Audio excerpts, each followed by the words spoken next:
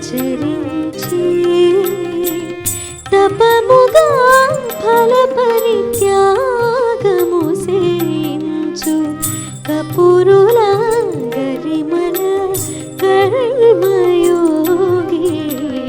అన్ని చేతలోను బ్రహ్మార్పణ విధి చేయ మన్నించు బుద్ధులను